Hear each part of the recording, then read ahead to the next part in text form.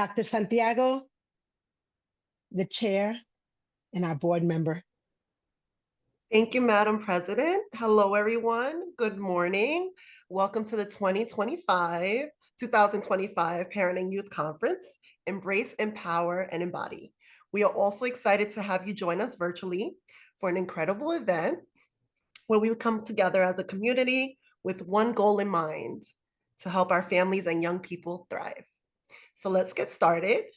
So it's now my pleasure to introduce a dear friend of Tender Steps of New York, someone who has a wealth of knowledge, passion, and experience that brings passion and experience to the table.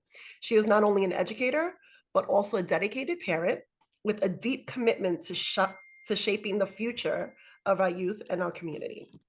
In addition to her role as a dynamic leader in education, she serves as the Assistant Superintendent of Curriculum for the Beacon School District, where she is making an incredible impact on the lives of students and families. Her dedication to fostering growth and empowerment in both students and educators has earned her well-deserved recognition. Please join me in giving a warm welcome to our keynote speaker and joint parent and youth workshop facilitator, Dr. Sagrario Rudecindo O'Neill. We are so honored to have you here with us today, and we look forward to hearing your inspiring words. Let us give her a warm welcome. Thank you so much, Dr. Santiago. I am excited, and actually I feel very honored to be here today. Thank you so much for inviting me to speak. I'm going to be showing a little slide presentation just because that's going to help me kind of to organize my thoughts, so if you will indulge me. When I was asked to do the keynote and I was told of the theme to embrace, empower, and embody, immediately I thought about the word empower and how resilience is the key and the pathway to our empowerment, particularly now, as we know that we are living during some times where we are being told that we don't belong, that we don't fit into this American tapestry. And I would like to share with you my story because, believe it or not, this is not new. So none of this is new. This is something that's gone on since the beginning, the foundation of this country. And we are going to overcome this. And one of the ways that we can is to embody that spirit of resilience, because we are a powerful people. And I want to talk a little bit about that and how you can embrace that resilience with those around you, and also that resilience that is inside of you. So I'm going to share my screen, and hopefully everyone will be able to see my presentation. Can everyone see? Yes. Okay, perfect. Thank you. All right. So just in case, my story, this is my little kindergarten graduation photo. I actually am the proud daughter of an immigrant from the Dominican Republic. And I was blessed to be born in this country. My mother, when she came to the United States in 1973, she came on a student visa. And when she came on that student visa, she had me already in her belly. And I was born a couple of months after she arrived to the country. And my arrival, although she said it was a very blessed event, also caused a little bit of difficulty, because when I was born, it interfered with her being able to fulfill the requirements of her student visa. And all of a sudden, my mother found herself being undocumented, because that's how quickly we know it could happen and how easily.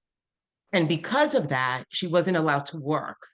And because she wasn't allowed to work, my grandmother, who happened to be in the country on a visitor's visa, decided to take me to the Dominican Republic to offer my mother some relief and time to be able to organize herself.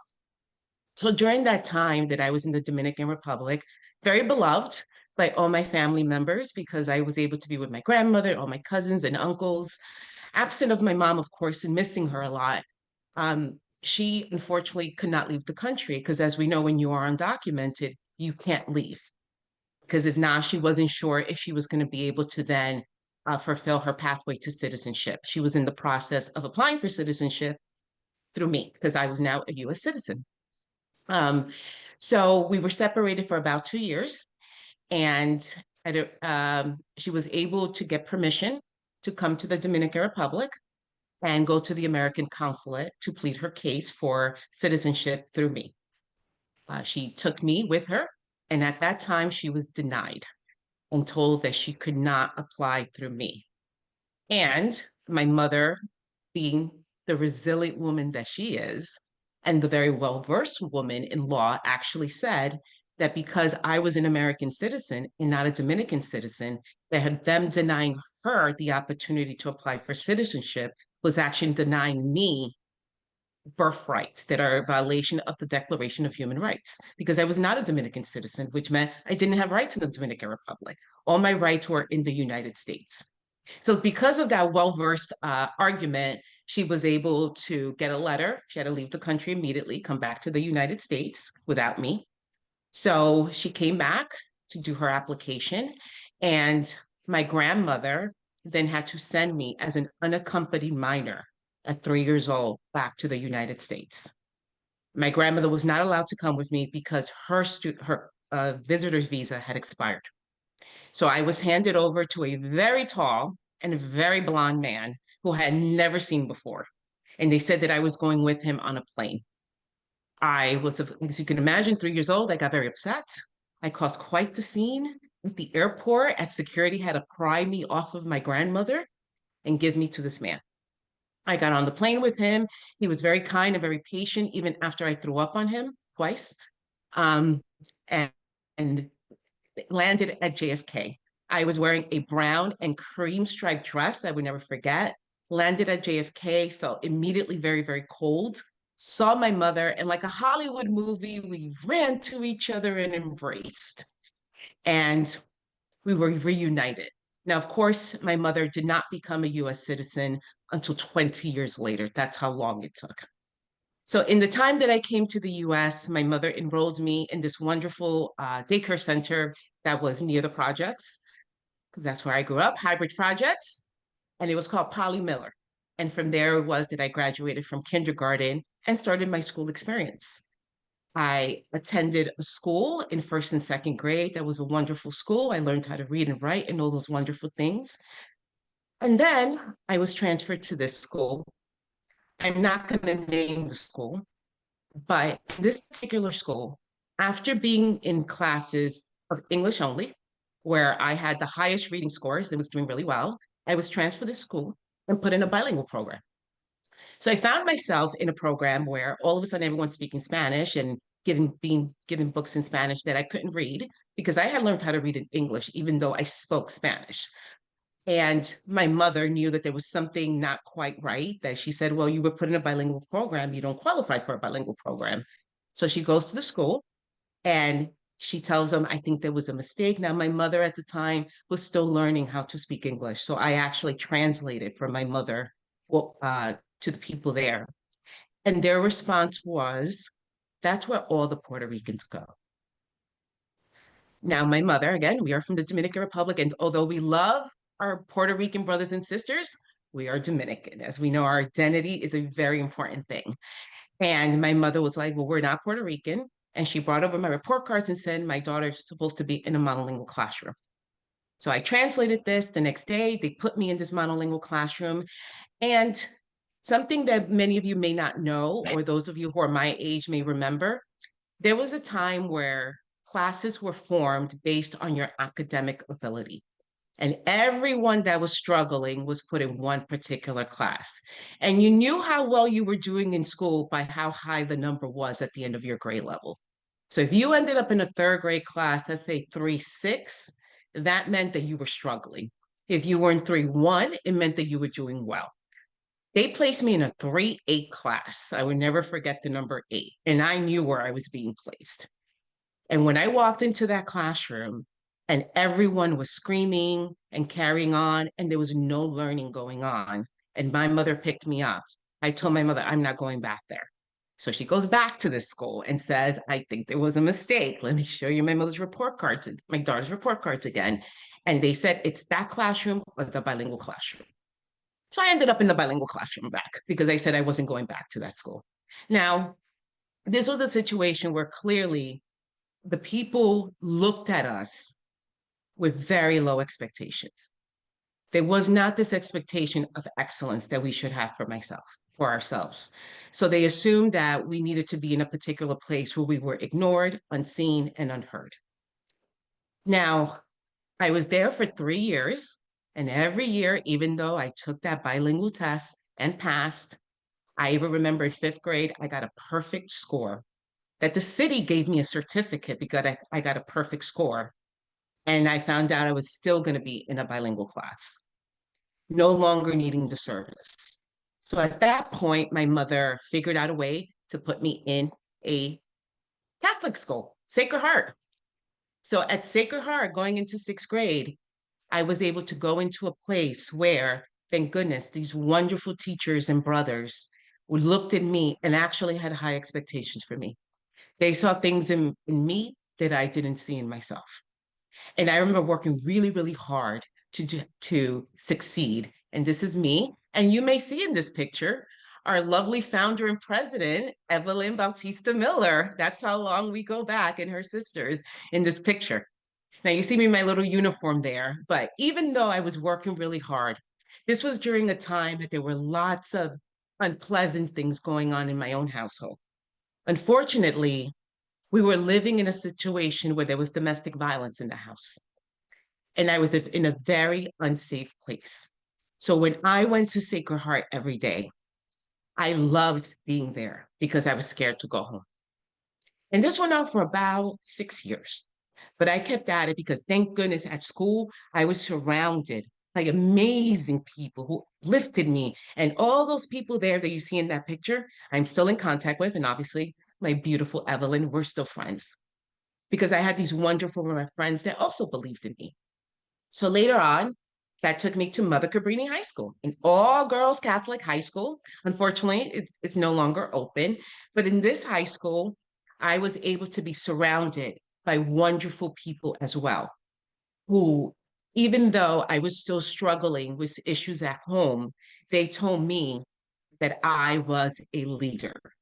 Particularly this one little nun who was 4 feet tall, because I swear I don't think she was taller than that, Sister Petrina, who recommended me for a leadership program. And I was shocked. I said, why would I be recommended for a leadership program? And she said, how do you not see what I see?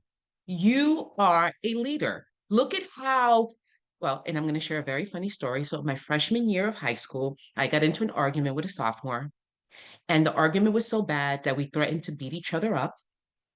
And after school, I changed out of my uniform. Please don't do this. I changed out of my uniform, walked down several blocks away from the school, and we had a fight. And I convinced everyone to follow me down to this block and engage in this fight. And again, horrible thing. I felt terrible afterward. I almost got kicked out of the school. And Sister Petrina actually said, think about it. You convinced almost 100 girls to follow you down to watch you fight, even though that was not a good way to use your leadership skills. You know, you did that, but then after that, and you almost got kicked out of school, you started doing all this community service and you gave back to the school and you redeemed your reputation. You were no longer that girl that had that fight that almost got you kicked out of school. You are now class president. You're editor of the school newspaper. You're doing all these things. You are not that same person. You are a leader. So in this school, I learned that not only was I a leader, but that I was a powerful woman because I was embraced again by all these wonderful girls who weren't being mean to one another, but we celebrated our successes. We wanted everyone to do well. And as a matter of fact, my graduating class was the first class that had 100% graduation rate. Every single girl that I started with graduated and walked across that stage with me. And that was the first time in 10 years that had happened in Mother Cabrini High School. So then I was happy. I got to go to Marist College, which was in Poughkeepsie. I wanted to be a director of movies and films, but God had other plans for me, obviously, because I went into education. And I was doing well in this school, and things were going so well. I was even in a sorority.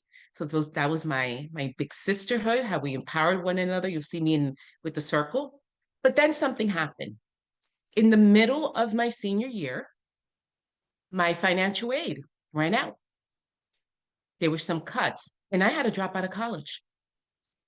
So instead of in 1995 graduating with all of these girls that you see, I was working in a supermarket as a cashier because I didn't have money to go back to school. And I did that for about a year. I went to work every single day. I wasn't sure how I was going to go back to college. I really wanted to go back, but then I got kind of accustomed to working because I was making money and I was living at home, helping my mom pay rent.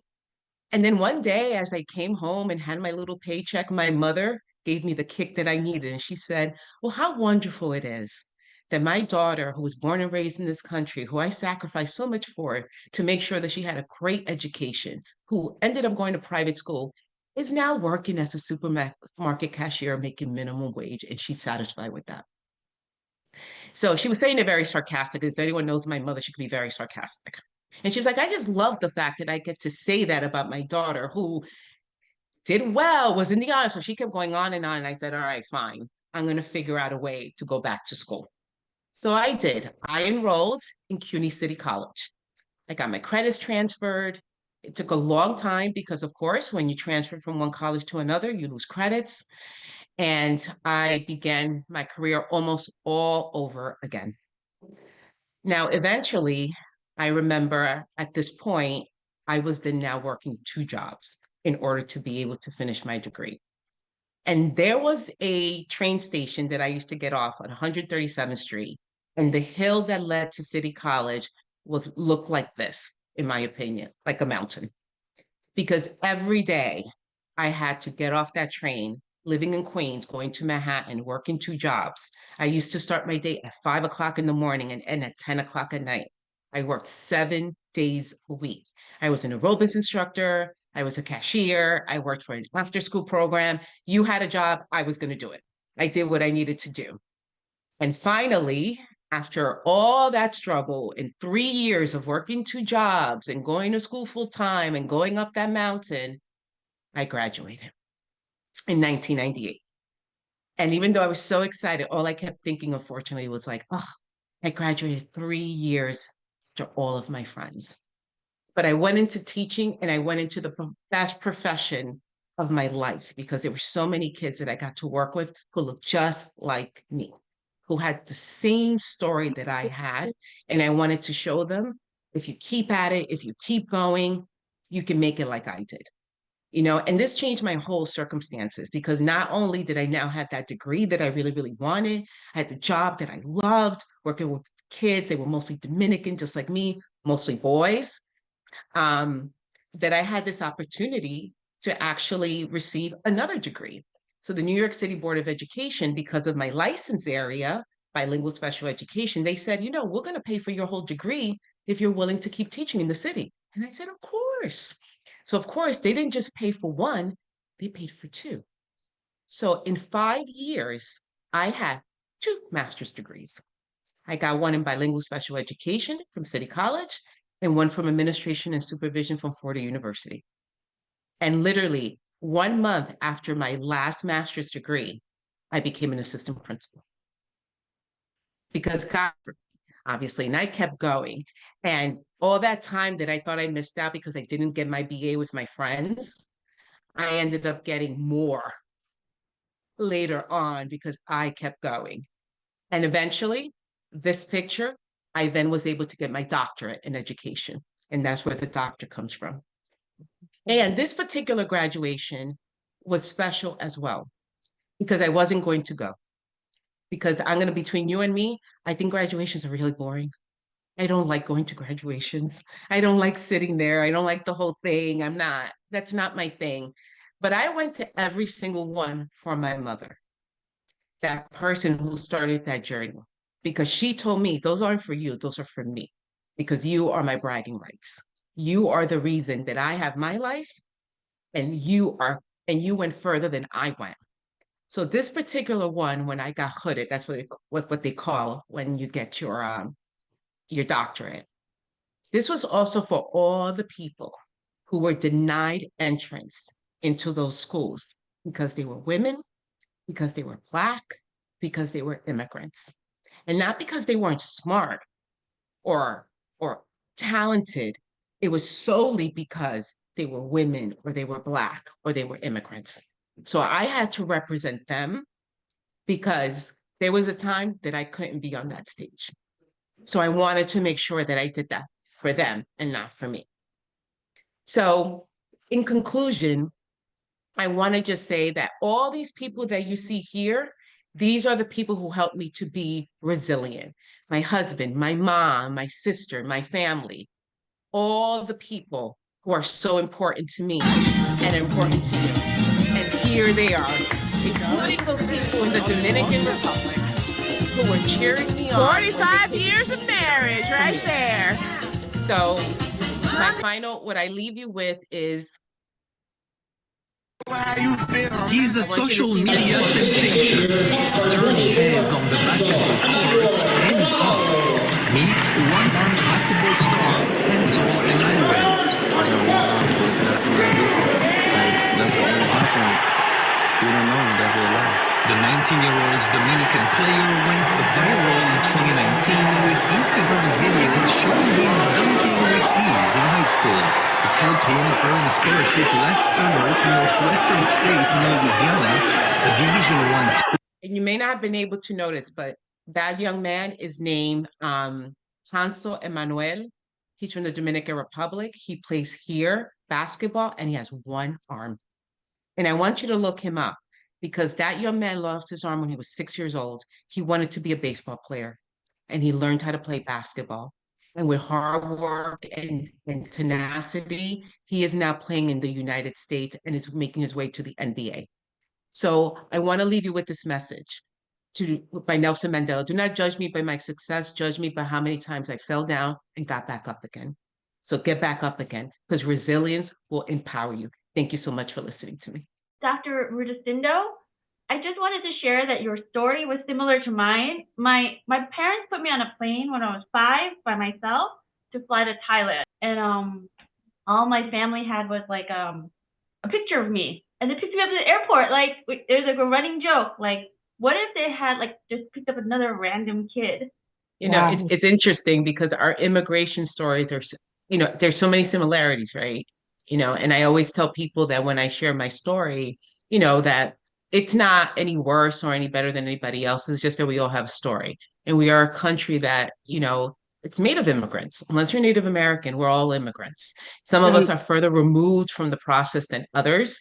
And I share my story with my mother's permission, obviously, because it's really my mother's story, just to kind of put things in perspective because there's so much rhetoric right now going on. And I think people are so far removed that they don't understand. So thank you for sharing that. Thank you, Doctora Rudecindo O'Neill. We appreciate you sharing the love and sharing all that encompass of just inspiring one another.